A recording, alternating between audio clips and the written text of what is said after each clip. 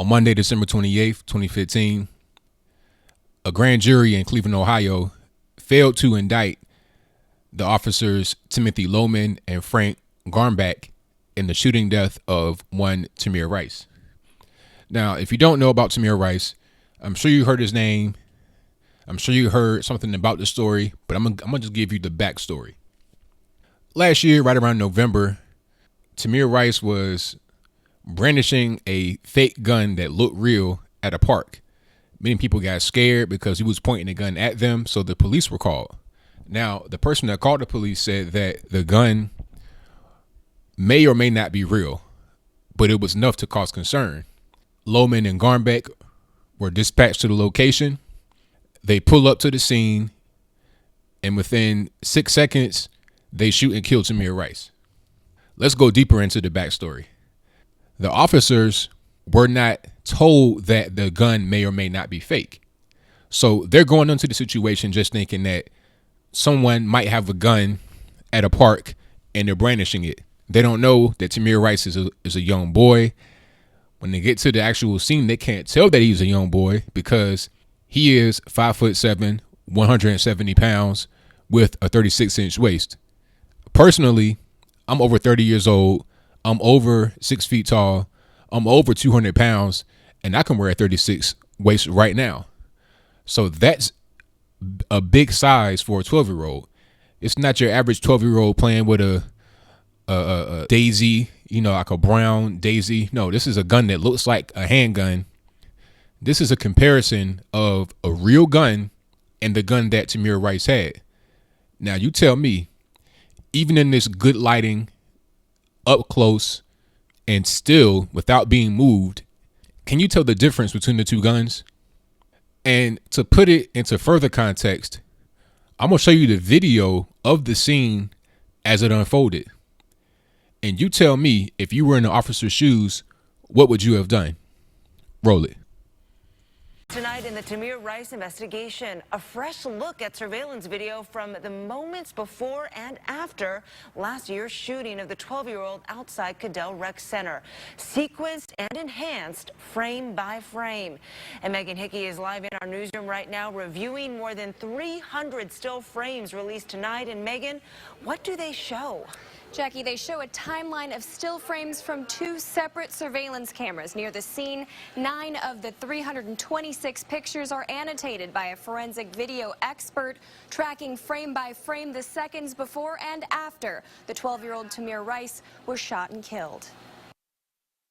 News Channel 5 has shown you both of these videos before. But this time, nationally known forensic video analyst Grant Frederick slowed them down, matched up the timestamps, and offered his input. The first photo shows the moment 10 seconds before officers arrived on the scene. Fredericks notes that Tamir Rice is standing in the gazebo. A few frames later, the police car comes into view. Fredericks writes that Rice moves towards the cruiser while it's still moving. Next, he notes that the police car is still moving while Rice's right arm moves towards his waist. In the next shot, the passenger door opens as Rice moves forward and lowers his arm to his waist. Officer Timothy Loehmann exits the vehicle as Rice's right shoulder and arm move upward. A single frame later, Fredericks writes that Rice, quote, reacts to gunshot. And in the next frame, Loehmann moves away from Rice. In the final frame, Loehmann goes to the ground. Fredericks never mentions the word gun. He only describes Rice's arm motions. There's also no mention of the actual shot, only Tamir's reaction to a gunshot less than 20 frames after police arrive in front of the gazebo.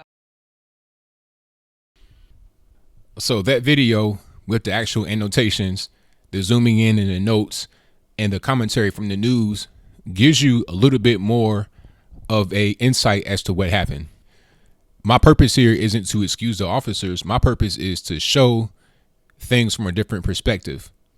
Tamir Rice should not have been out there with that gun, with that fake gun. I had a gun that looked just like that when I was his age. And I never would have taken it to the park and brandished it in front of people because I know that I can't do that. I know that I would have been in trouble from my parents, from my mother at home, especially. I knew that I could only take it to my uncle's house and shoot at cans and bottles in the backyard. I knew I couldn't take that out and act like it was a real weapon.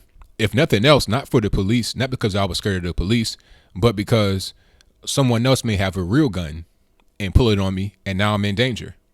So to pull my gun, a fake gun, and pretend like it's real would have been a bad idea. And I knew that even at a young age, even at 11, 12 years old, the same age as Mr. Tamir Rice. And the fact that he was tall for his age and a big guy didn't help him, because now you look like you're just out there like a common criminal with a gun trying to rob people or trying to hurt people or trying to hurt yourself. So the police, you have to ask yourself, did the police do anything wrong? Did the police do anything that was outside of what the book tells them to do? And if you say no, then you have to say that the police were not liable to be indicted. And the grand jury, which was comprised of, I'm sure, not just white folks, probably black folks and a diverse group, got it right. And the only way that they could be in any kind of trouble is if they violated some type of work procedure, which may or may not result in a criminal procedure starting.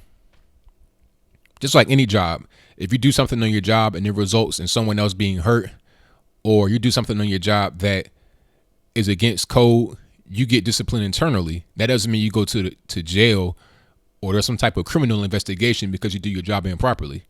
Now, I understand it caused a man's death if they did something improper, but sometimes death is caused on a job that's not a police force. Let's say you do something wrong. Let's say you violate a procedure in construction.